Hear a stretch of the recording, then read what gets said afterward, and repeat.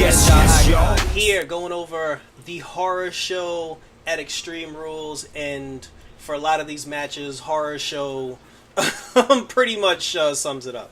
So let's get right into it. Short pay-per-view. Have to say that it started at 7 and it finished around like 9. So we didn't get the whole 4-hour fiasco, which is perfectly fine, perfectly normal. So like I said, let's just get this thing underway, get right into it, and talk about these matches. So for the pre-show match, we had Kevin Owens versus Buddy Murphy, and I thought it would have been. I actually thought he was going to fight Angel Garza because of the whole beef and the situation that the two of them have had. I don't remember them like finishing that beef, but maybe they did, and I just missed that episode of Raw. But it pretty much went how you thought it was going to go. You know, with the stunner, with the KO stunner, Kevin Owens defeated Buddy Murphy, and Kevin Owens moves on to whoever. I actually don't know what's next for Kevin Owens. For the love of God, like, he main evented the pre-show, and considering what happened in the United States Championship situation, I don't know why his match wasn't on the actual card, but I don't know. Like I said, I don't know where Kevin Owens goes from here, but hopefully they can find somebody for him. Maybe he'll start feuding with Lashley, because I remember the two of them had beef from back on the Raw days where Lashley was the one that put Kevin Owens on the shelf. So I don't know, maybe they'll rekindle that, but hopefully they find something for him. So when the pay-per-view actually started, it was the tag team ladder match between the New Day, Cesaro, and Shinsuke Nakamura. And Kofi did a lot of yelling like during this entire match. He did a lot of trash talking, and it was like over trash talking. Like he was talking to the point where he was trying to make the New Day look good, because it was just like, he was going to lose, so he tried to like oversell his situation as much as possible. He did that I don't want to say horrible, but that cringe, that trust dive that he does that I wish he would stop doing, because he did that in Saudi Arabia once, and The Miz walked out the way and he almost killed himself. Big E was about to do that spear through the second rope, where I wish he'd stop doing that too, because he damn near, like, one day I hope it doesn't happen, but he gonna blow his shoulder out one day doing that shit. But Big E tried that, and he took a knee to the face from both Cesaro and Nakamura. But the match ended because they were able to isolate Big E. Like, they knocked Big E out on the other side of the ring, and with Big E down for the count, Cesaro got Kofi up in a powerbomb position on the top rope, and with Nakamura's assistance, they powerbombed Kofi Kingston through 2 tables onto the floor. So now Shinsuke Nakamura and Cesaro are the new SmackDown Tag Team Champions, which is fine, but Cesaro's never going to seem to escape that tag team middleweight championship, and he's not even in the middleweight hunt anymore. Like, he's basically like a tag team wrestler for the rest of his career, as long as Vince has anything to say about it, as long as they can keep finding foreign superstars to team him up with. But at least it's something new, it's something different, and we'll see how this feud between both teams, continues going forward.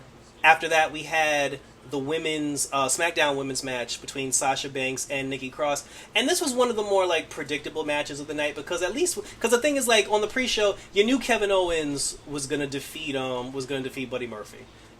Maybe the tag team match was 50-50. You weren't exactly sure who was gonna win the tag match, but the women's SmackDown match, it's like, okay, we all knew Nikki Cross wasn't going to beat Bayley, so that kind of like took a lot of it out for me, but I still watched it.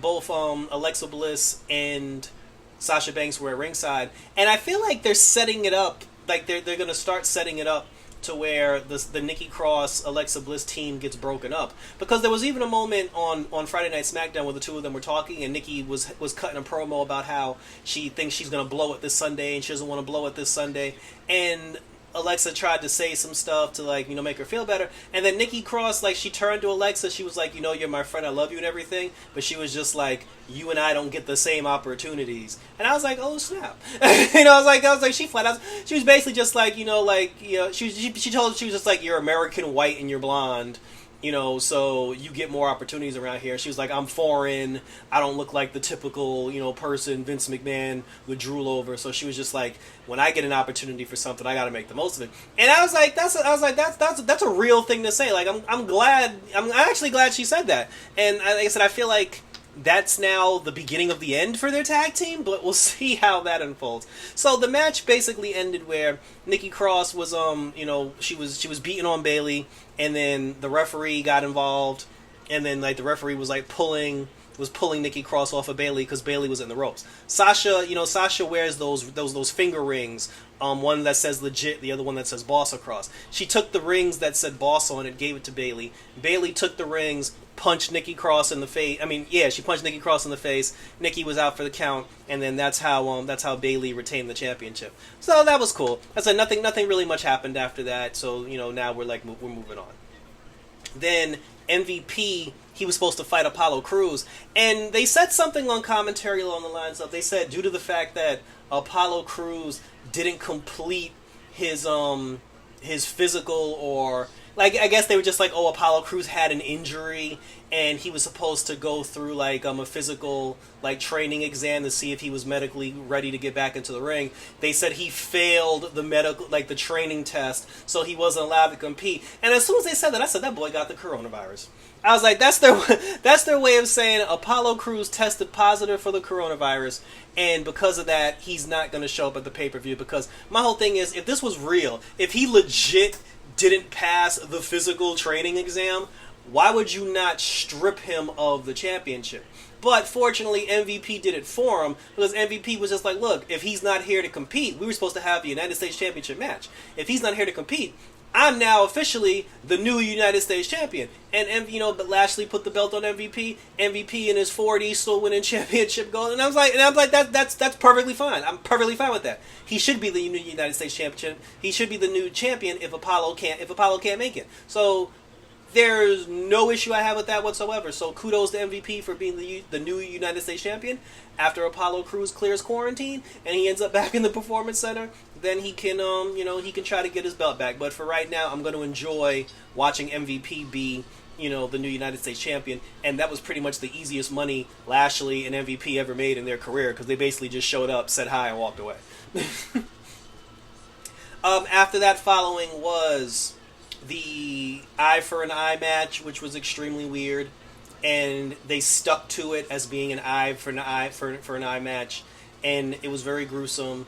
Both guys were trying to stick each other with kendo sticks, with their thumb, with broken kendo sticks, with bamboo, the whole shebang. And there was a moment where Rey tried to puncture Seth's eye by mushing him into the corners of the steps, which didn't work. Seth broke out of it. He ended up super kicking Rey, and he took Rey Mysterio and I guess punctured Rey Mysterio's eye, and that was very disgusting. I mean, I didn't look, but it just felt very disgusting the way Rey was like screaming. Obviously, thankfully, we didn't see an eyeball like rolling on the floor, but something happened because Seth threw up. Seth like legit threw up after that whole thing was up, and I was just like, I turned my head from that the entire time. I was like, all right, so y'all were basically serious about this eye shit. Rey Mysterio lost his eye, so I'm going to assume he's officially retired now, and we'll never see Rey Mysterio again. So yeah, that was nasty, and it was unfortunate because the two of them actually had a really good wrestling match. So it's unfortunate that the whole eye thing kind of got in the way. But like I said, if that was Rey's last match in WWE, it was a good wrestling match, and kudos to Rey. And we'll see if Rey's officially retired or if he's going to be the one-eyed bandit for the for the remainder of his career. And we'll see what happens to Seth Rollins now and who he'll feud with going forward. We then got Sasha Banks versus Sasha Banks versus Asuka for the Raw Women's Championship. And this was very weird because, first of all, Asuka and Sasha were being very brutal to each other, which I love because it made the match seem authentic and real. But towards the end, Sasha and Bayley tried the cheating thing where they threw one belt in the ring, and when the ref's back was turned, they tried to hit Asuka with the other belt. Kairi Sane was there. She tried to help out Asuka, but she got put in a Bayley to belly. And then Asuka cheated because she tried to use the green mist. And when Asuka tried to use the green mist on Sasha Banks, Sasha ducked, and Asuka blew the mist into the referee's face. So when the referee had mist in his face and the referee couldn't see, Sasha hit Asuka, in the back of the head with the championship belt. Then Bayley took the referee's shirt off the ref. She put the shirt on, and Bayley counted the 1, 2, 3 for Sasha. because Bailey was wearing the ref shirt, so Bailey counted the 1, 2, 3, and then she told the timekeeper to ring the bell. She gave Sasha the championship, so now Sasha's like walking around as the new Raw Women's Champion. But I mean, that's obviously not, because the whole time that was happening, I was saying to myself, is there no, where are the officials? Where are the other referees? Where's the head referee? Who's in charge? Like, where's Vince McMahon? Like, where's Triple H? Like, is there no one in authority here that's going to stop this woman from walking out? They basically allowed the inmates to run the asylum, and this chick just walked out with the gold. Now, if that stands tomorrow on Raw, I'm going to die. Because there is no reason why that should be allowed to stand. But if it stands, I mean, I love Sasha anyway, so if it stands, I'm like, hey, whatever. I'll be perfectly fine with it. But I guess until we get the official word tomorrow, Sasha's the new Raw Women's Champion. But like I said, we'll see what happens tomorrow. And then after that, we had the Raw Men's Heavyweight Championship match. And this was pretty funny because Dolph Ziggler, he was allowed to pick the stipulation. Dolph's rules to the match was, because he told them before the match started, Dolph basically said, the rules to this match is, I can basically do whatever I want, I can cheat my ass off, and it's perfectly legal, and you can't cheat at all. If you get counted out, disqualified, if you cheat in any way, you'll automatically lose the title. I can basically run you over with a car, and I can become champion. And I thought that was hilariously awesome. So, Dolph's trying every move in the book. He's hitting him with chairs, putting him through tables, like Drew's taking a beating. But in the end, Dolph went for the super kick, and then, Drew popped up into a Claymore, the F out of Dolph Ziggler, pinned him, and Drew got the win. Not a surprise, because we all knew Drew McIntyre wasn't losing that championship to Dolph Ziggler. And then finally, we got the Universal Championship match, which was a cinematic match. I didn't really care for it, to be honest with you. Like, they busted out like old school Bray Wyatt, which was kind of funny. They had Alexa Bliss pop up. She was like showing up in Strowman's dreams, saying that Strowman secretly has a crush on her, which he does. And then it was just so stupid because like in the end, Strowman had kicked Bray into a lake. And then they put the whole copy, like when the wrestling show's over, they put the copyright thing at the bottom. And then after that, Strowman was going to walk away. And then the Fiend came, grabbed Strowman, and threw Strowman into the water. So I'm just like, did someone win? Did someone lose? I don't know what's going on here. I don't even know how you were supposed to win this match, if that was even possible. And this whole thing was completely ridiculous, and I'm really mad that they did it.